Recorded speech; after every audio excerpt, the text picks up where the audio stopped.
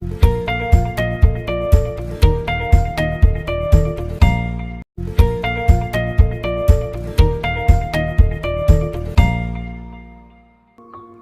The lord. యేసుక్రీస్తు దివ్యనామంలో ఉదయకాల సమయంలో వాక్యము వింటున్న వీక్షించుచున్న మీ అందరికీ నా హృదయపూర్వక వందనాలు తెలియజేస్తున్నాను. ఏదో తెలియకుండా జీవితంలో పొరపాటు చేసావు, పాపం చేసావు, ప్రతిరోజు అదే తలంపు నిన్ను శోధిస్తా, వేధిస్తా, పలానా రోజు పలానా తప్పు చేసావు, చేయకుంటే బాగుండే, పలానా రోజు ఈ పాపం చేసావు కాబట్టి నువ్వు ఎప్పుడు నిత్య పాపివి, దేవుడు నిన్ను ఎప్పుడు ప్రేమించడు, దేవుని దగ్గరికి ఎప్పుడు నువ్వు రాళ్ళు, నువ్వు చర్చికి పోయిన ప్రయోజనం లేదు, నువ్వు ప్రార్థన చేసిన ప్రయోజనం లేదు, నువ్వు వాక్యం చదివిన ప్రయోజనం లేదు, దేవుని పాటలు విన్నా పాడిన ప్రయోజనం లేదని ప్రతినిత్యము ఒక సాతానుడు నీ జీవితంలో నిన్ను ప్రతినిత్యము కుమిలిపోయే విధంగా, కృంగిపోయే విధంగా చేస్తూ ఒక కుట్ర మనస్సాక్షితో జీవిస్తూ ఉన్నావా?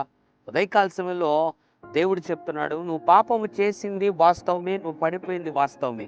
అయితే దావీదు అనబడినటువంటి వ్యక్తి బైబిల్లోకి చేసినట్టు ఒక ప్రార్థన దేవుడు జ్ఞాపకం చేస్తున్నాడు. ఆ ప్రార్థన నువ్వు చేయగలిగితే నిశ్చయంగా నీ జీవితంలో దేవుడు అద్భుత కార్యం చేస్తాడు. కీర్తన 39వ అధ్యాయం 8వ వచనం, నా అతిక్రమములన్నిటి నుండి నన్ను విడిపింపు. ఎంత అద్భుతమైన మాట!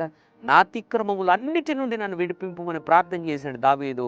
దేవుడు ప్రార్థన విని అన్ని అతిక్రమములను దేవుడు విడిపించాడు. ఇంతవరకు తప్పు చేస్తే చేసావు, పాపం చేస్తే చేసావు, ఇక మీదట చేయకుండా దేవుని సన్నిధి ఒక తీర్మానం తీసుకొని ఈ రోజున నా అతిక్రమములన్నిటినీ విడిపించు, క్షమించు ప్రభువా అని నువ్వు ప్రార్థన చేయగలిగితే నిశ్చయముగా దేవుడు అతిక్రమములన్నిటి నుండి నేను విడిపించి మళ్ళీ ఒక అద్భుతమైనటువంటి పరిశుద్ధ జీవితాన్ని నీకు ఇచ్చి నిన్ను నడిపించగలను. పరిశుద్ధ ప్రేమలంతా నీకు వందనాలు.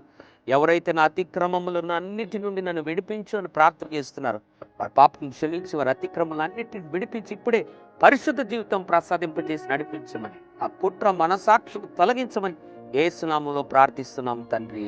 ఆమేన్. God bless you.